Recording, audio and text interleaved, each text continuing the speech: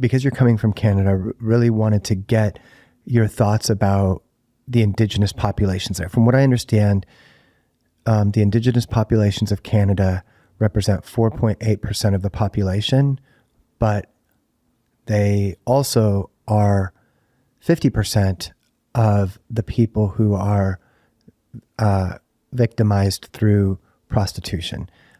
I'm not completely sure if that's accurate. No, you're spot on. I was very impressed that you knew that statistic off the top of your head, because most people don't. And yeah, that's very powerful to understand the overrepresentation that's happening. It's alarming. Yeah. So what's going on with that? What is happening there? Same thing, I think, with colonialism and this forcing of Indigenous populations to join a Eurocentric concept of society. I think that they have also not been immune to the normative effect of sex work ideology. So I wouldn't say it's to the same degree as others, but there's definitely, especially with our past of having residential school systems, there's been a lot of intergenerational trauma and a lot of breakage of the family unit and those generational links. And so there's been a lot of loss in their community of culture and of teaching and of coming together as one, as a people. And so that has made a lot of young Indigenous people, which are our fastest growing population in Canada, very, very susceptible, especially once they are moving to these urban centers and cities.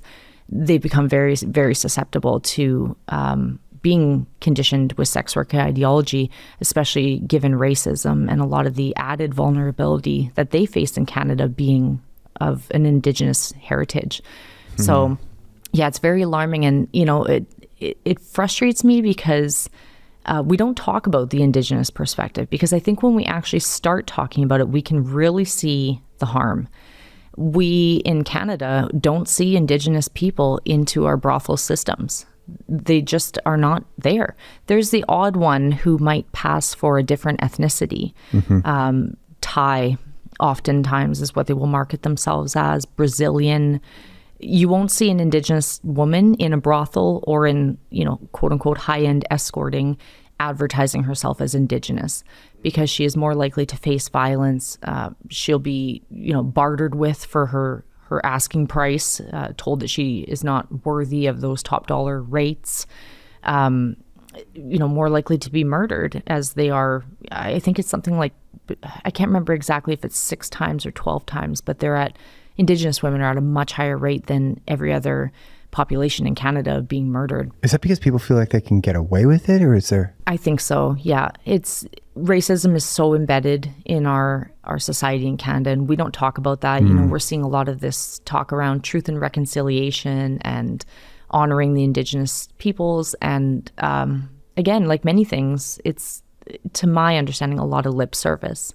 We have 231 calls to justice, and not many of them have been implemented. And it's just kind of been, from my understanding, again, just a document that's here. We've done the work. We've had the conversations. We've drafted the report. And then that's kind of where things die. And it's the same thing with prostitution, too. We have all these task force.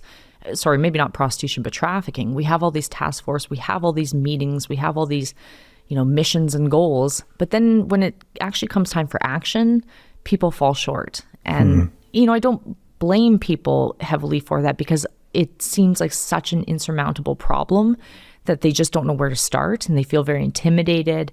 And it comes back to that concept of, how can I as one single person change this? But it's forgetting that, one drop in the bucket multiplied by millions is an overflowing bucket. So we all can offer something. We all can do something. And I try not to obviously speak on behalf of Indigenous people, because I'm not, but I try with every opportunity I can to elevate their voice. And I'm very, very fortunate that a lot of Indigenous exited women are close friends of mine.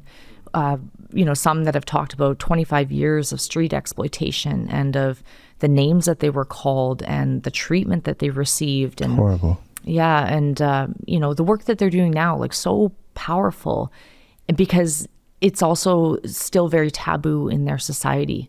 It's quite odd because, in the the Eurocentric side of things, we are celebrating sex work ideology. And in the Indigenous community, even though it is impacting them, they don't celebrate it. You know, they still denounce it. They still say this is harming us. But, you know, again, I think people just feel lost. And so we do need to turn to those Indigenous people, and we need to free them from that shame that they feel talking about this issue so that they can continue doing that good work. And, you know, someone I always talk very highly about, and we interviewed her in the film that we're doing, Labeled. Her name is April Eve Weiberg, and just a powerful activist who survived, you know, trafficking within Canada, trafficking through U.S. organized crime syndicates, being marketed, like I said, as Brazilian, East Asian, any way that they could kind of package her.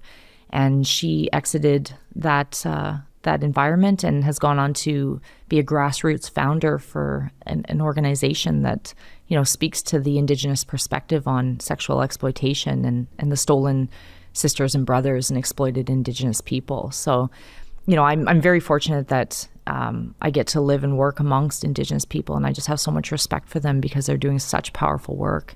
But, you know, we often don't highlight what is happening to them and how they are overrepresented in trafficking and undoubtedly in lower castes, so to speak, of prostitution like street exploitation.